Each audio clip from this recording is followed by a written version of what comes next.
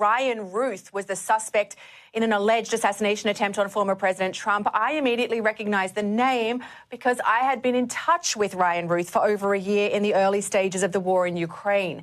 Like thousands of other international volunteers, he apparently went to Ukraine to help. I don't believe that he was fighting himself, but he had put up signs in Kyiv, Ukraine's capital, offering to help other foreigners find places in Ukrainian battalions.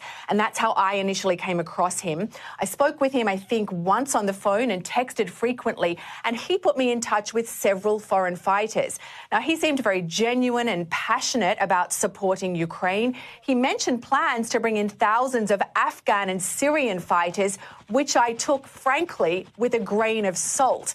In an interview with the news website Semaphore, he claimed he'd been unable to get visas for Afghan fighters, but we don't know if he was actually in touch with any Ukrainian officials at all. Now, I've met American volunteers everywhere from Syria to Ukraine. Some are experienced soldiers and clear about the dangers they're facing, but others seem less well informed and their motivations can be quite confused. To be honest, Ryan Routh did at times seem fairly naive. At one point, he sent me an audio track of a song he'd apparently recorded about the carnage caused by the war in Ukraine. In November of last year, he told me he was back in the US, in Hawaii, and that was the last time I heard from him.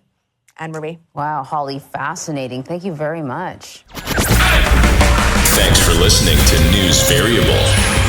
You're officially one step closer to shedding the matrix.